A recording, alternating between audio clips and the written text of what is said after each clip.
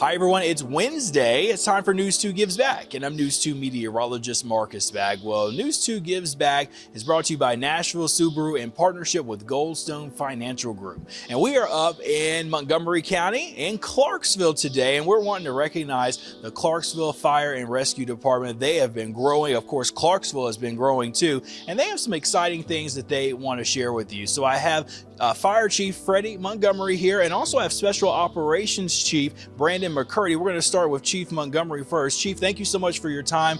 Big growing area here in Clarksville. First of all, what has the growth been like, and what does that mean for you all here as a fire department? The growth has been great. It's been tremendous, especially since 2019, 2020, around the COVID time. It's really boomed. We got a lot of accolades in that time. You know, best place to live, hottest zip code to buy a home, things like that kind of put us on the map, and we've had a lot of people coming here. So it's been a lot for the fire department because we've got to keep up with that. You know, we've got to ensure people's safety where they work and play and live. So we've undergone a lot of changes too to keep up with that. So. Sure, absolutely. So tell us about the amount of calls you all get. Are you getting more and more calls now than what you've seen in recent years? Yes, we do. Our number grows every year, you know, with population and a lot of things that we do in the city. But we're somewhere around 15,000 per year. So that keeps us very busy. All aspects we do, special operations, which Chief McCurdy will talk about. We do rescue.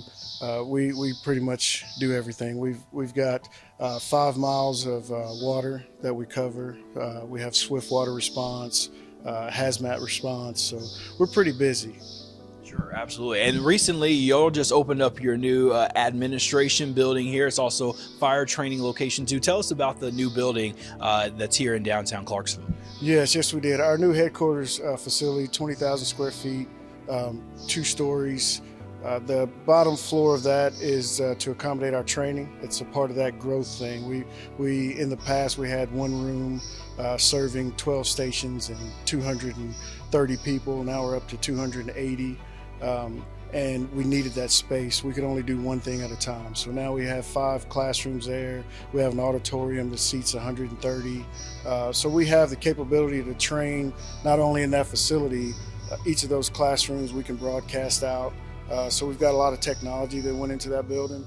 And then the top floor of that facility is administrative, as far as my fire prevention team, my admin support team, myself and my deputy chief. So it's a big piece to our growth and helping us meet the needs of the community. Wow, awesome. And speaking of growth, people may be interested in wanting to join the Clarksville Fire Department. What are some of the steps that they need to take in order to apply and become a Clarksville Fire and Rescue Department staff member?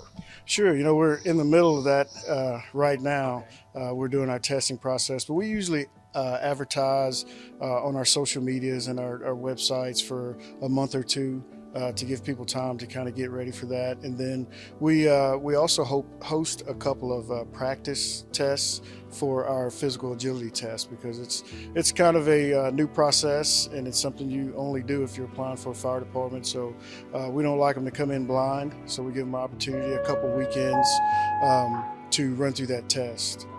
And so from there we do a written test, and then the actual physical agility test, and then they have a series of interviews that they go through.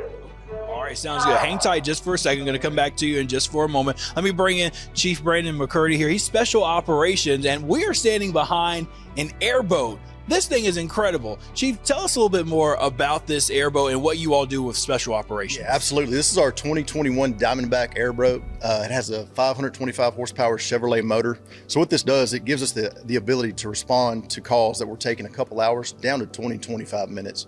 So we can take this thing up our blue way. So if somebody gets in trouble when they're on a raft or out, swimming, having a good time, we can get access to them really quick and get them to the help they need. Okay, and you, Chief was saying here, you all have about 5 miles of water that you have to go through, and incidents happen, you say, very commonly over the waters here. Absolutely. We're average about 1 call a weekend in the summertime, okay. So we stay fairly busy with the boat. All right, sounds good. What's one of the cool things that you like about this boat here? I see it has 3 seats, which is pretty incredible. But when it gets in the water, what is it doing? So it's turning heads is what it's doing. It's big, it's loud, and everybody wants to see what's coming down the river. So we get a lot of strange looks, a lot of thumbs up, a lot of smiles.